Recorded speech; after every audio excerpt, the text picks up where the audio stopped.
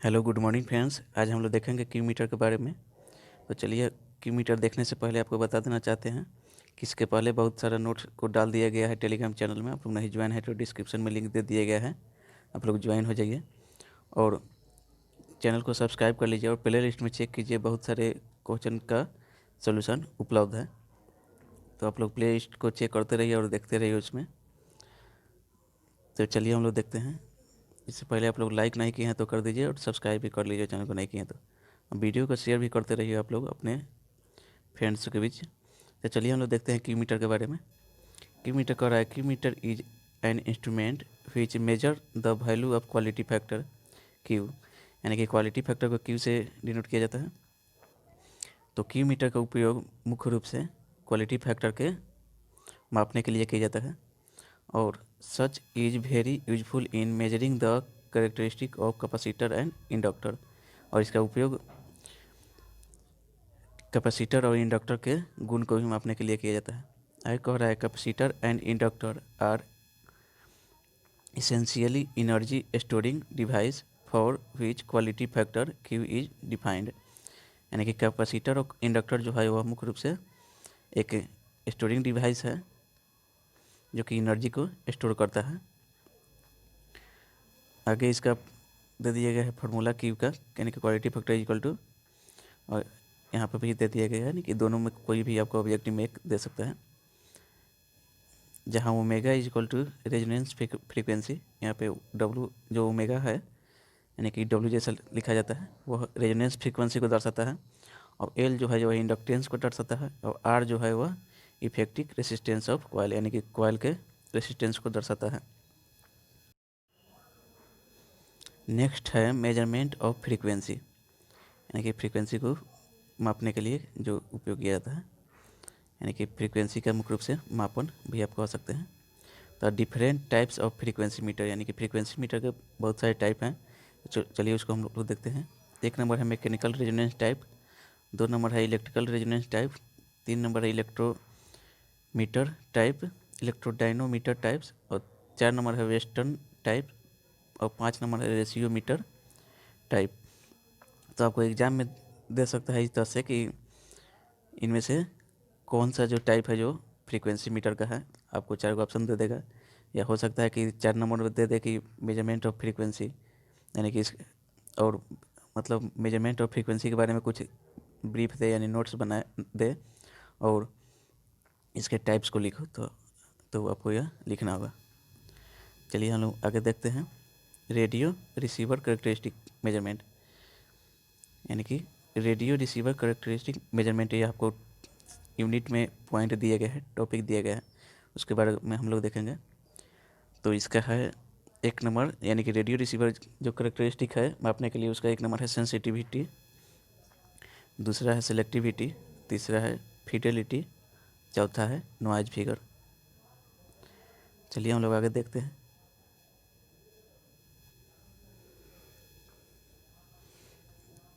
आगे दिए गया है व्हाट इज रेडियो रिसीवर। तो चलिए हम लोग रेडियो रिसीवर के बारे में जानने से पहले पहले हम लोग इसका डिफिनीसन देख लेते हैं।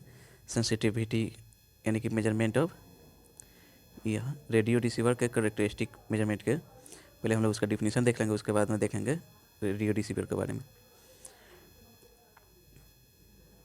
तो पहले हम लोग सेंसिटिविटी के बारे में देखेंगे। सेंसिटिविटी के बारे में कह रहा है this ability of receiver to detect the weakest possible signal is known as sensitivity, यानी कि जो सेंसिटिविटी उसको कहते हैं, यानी कि छोटे यानी कि कमज़ोर से कमज़ोर सिग्नल को भी वह डिटेक्ट कर लेगा, पहचान लेगा। तो पहचानने की क्षमता को ही सेंसिटिविटी कहते हैं। आगे कह रहा है it is expressed in microvolt और इन डेसिबल, यानी इसको डेसिबल में प्रदर्शित किया जाता है, एक्सप्रेस किया जाता है। The sensitivity of receiver mostly depends on the gain of the intermediate frequency amplifier, यानी कि सेंसिटिविटी जो होता है वह इंटरमीडिएट फ्रीक्वेंसी के गेन पर आधारित होता है, डिपेंड होता है या निर्भर होता है, आप कुछ भी कह सकते हैं। नेक्स्ट हम लोग देखेंगे सिलेक्टिविटी के बारे में। सिलेक्टिविटी के बारे में कह रहा है it refer the ability of receiver to select a signal of desired frequency while reject all other, यानी कि इसका कहने का यह अर्थ हुआ कि सिलेक्टिविटी जो है वो काम करता है जो जो आवश्यक सिग्नल है उसको खींचने के लिए, यानी कि सिलेक्ट करने के लिए ये अपने तरफ आकर्षित करता है या खींचता है। और अनवांटेड सिग्नल जो होता है यानी कि रिजेक्ट ऑफ ऑल अदर कह रहे हैं, यानी कि अनवांटेड सिग्नल को यह रिजेक्ट कर देता है, छोड़ देता है, और जो इसको आवश्यक है वहीं खींचता है अपने ही तरफ। आगे कह रहा है the bandwidth of A tunnel circuit is measure of the selectivity, यानी कि ट्यूनल सर्किट का जो बैंडविड्थ है वह सिलेक्टिविटी के सहारे ही मेजर किया जाता है। तो आप लोग सिलेक्टिविटी समझ गए। आगे हम लोग देखेंगे फिडेलिटी के बारे में। तो फिडेलिटी कहता है the ability of receiver to reproduce faithfully all the frequency component in the baseband signal is called fidelity, यानी कि फिडेलिटी का कहने का यह अर्थ हुआ यानी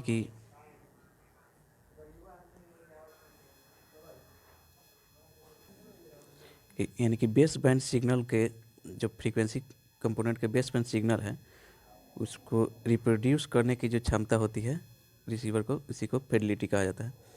उसके बाद में कह रहा है fidelity is difficult to obtain in M receiver because good fidelity require more bandwidth, यानी कि अच्छे फिडेलिटी के लिए बैंडविड्थ भी अधिक होना चाहिए। 4 नंबर हम लोग देखेंगे अब नॉइज फिगर के बारे में। तो नॉइज फिगर कह रहा है noise figure and noise factor are measure of degradation of signal to noise ratio caused by component in signal chain, यानी कि नॉइज फैक्टर जो है और नॉइज फिगर यह दोनों मापता है सिग्नल टू नॉइज के डिग्रेशन, यानी घटने की जो इसकी घटना है उसी को यह मापता है, जो कि एक श्रृंखला में होता है, सिंगल चैन में होता है। आगे कह रहा है it is a number by which performance of an amplifier or radio receiver can be specified with low value indicating better performance, यानी कि इसका नॉइज फिगर जितना ही कम होगा उतना ही उसका परफॉर्मेंस अच्छा होगा। इसका कहने का यही अर्थ हुआ। तो चलिए पहले हम लोग कहे थे कि रेडियो रिसीवर के बारे में ऊपर छोड़ दिए थे, उसको अब देख लेते हैं हम लोग।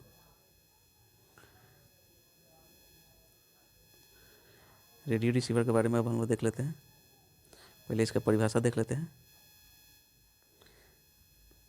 इसका डिफिनीशन है कि आपको क्वेश्चन देगा कि व्हाट इज रेडियो रिसीवर की, या दे देगा what do you mean by radio receiver, कुछ भी दे, आपको डिफिनीशन यही देना है। तो इसका कह रहा है a radio receiver is an electronic device, यानी कि रेडियो रिसीवर जो है वो एक इलेक्ट्रॉनिक डिवाइस है। Pick up and desired signal reject the unwanted signal amplifier the desired signal demodulated the carrier signal is to get back to original modulation frequency signal, यानी कि जो रेडियो रिसीवर जो है वो अनवांटेड सिग्नल को reject कर देता है, रिजेक्ट द अनवांटेड सिग्नल, इसको रिजेक्ट कर देता है। और यह जिस सिग्नल को यह रिसीव करता है उसको पिकअप करता है, यानी कि उसको समझिए कि एक तरह से आप कह सकते हैं कि धक्का देता है, यानी कि इसको आगे की तरफ भेजता है।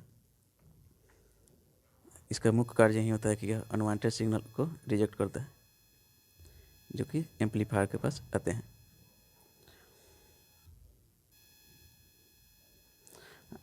तो चलिए हम लोग इसका टाइप देखेंगे अब कि रेडियो रिसीवर का।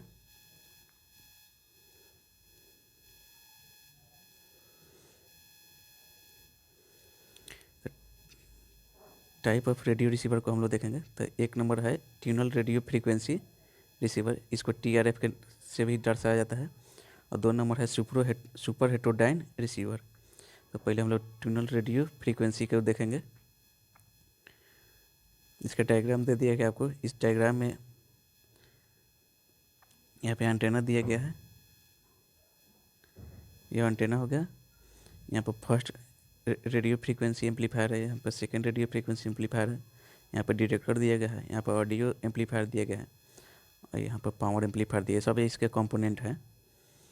तो चलिए हम लोग देखते हैं। तो आप लोग को इस तरह इस कंपोनेंट को पॉइंट बना कर लिखना होगा इस तरह से, तभी जाकर नंबर मिलेगा। तो इस तरह लिखेगा कि it has following basic component. तो 1 नंबर है जगह आर एफ एम्पलीफायर, 2 नंबर है डिटेक्टर और तीसरा है ऑडियो एम्पलीफायर और चौथा है पावर एम्पलीफायर। इस तरह से इसका डिसएडवांटेज भी दे दिएगा। Tracking of tunnel circuit, instability और वेरिएबल बैंडविड्थ, इसका डिसएडवांटेज हो गया। हम लोग देखेंगे अब सुपर हेटेरोडाइन रिसीवर के बारे में। सुपर हेटेरोडाइन रिसीवर के बारे में अब देखेंगे तो इसका पहले फिगर बना दीजिएगा आप लोग। इसमें भी एंटेना है, इसमें आरएफ स्टेज है, मिक्सर है, इंटरमीडिएट फ्रीक्वेंसी एम्पलीफायर है, डिटेक्टर है, ऑडियो एंड पावर एम्पलीफायर है। यहाँ पर लोकल ऑसिलेटर है। यह सब भी इसका कंपोनेंट है। तो इसमें भी इसको इसी तरह पॉइंट बना के लीजिएगा। It is a following component: antenna, RF amplifier, local oscillator, mixer और इंटरमीडिएट फ्रीक्वेंसी। इसे आईएफ से डिनोट किया जाता है। एक another important circuit in super heterodyne receiver, यानी कि सुपर हेटेरोडाइन रिसीवर में अलग से भी एक इम्पोर्टेंट सर्किट है, उसको हम लोग देखेंगे। तो एजीसी जो है अलग, जो इसका एक इम्पोर्टेंट सर्किट है, उसको हम लोग देखेंगे। इसका एजीसी का फुल फॉर्म हो जाता है ऑटोमेटिक गेन कंट्रोल। और इसका हम लोग पहले डिफिनीशन देख लेते हैं। It is use to maintain a constant output voltage level over a wide range of a RF input signal level, यानी कि यह कांस्टेंट वोल्टेज के लेवल को, यानी कि कांस्टेंट करता है, वोल्टेज लेवल को यह कांस्टेंट रखता है, एक तरह से कह सकते हैं। और दूसरा जो दिया गया हुआ है एएफसी, इसका फुल हो गया ऑटोमेटिक फ्रीक्वेंसी कंट्रोल। तो इसका हम लोग अब देखेंगे डिफिनीशन। तो चलिए देख लेते हैं एएफसी का। तो it is use to maintain frequency stability, यानी कि जो एएफसी होता है ऑटोमेटिक फ्रीक्वेंसी कंट्रोल जो होता है, वो फ्रीक्वेंसी स्टेबिलिटी को वह मेंटेन करता है। तो आज के लिए इतना ही था। तो चलिए हम लोग नेक्स्ट वीडियो में फिर मिलेंगे, जो फिर किसी अन्य टॉपिक पर आधारित होगा।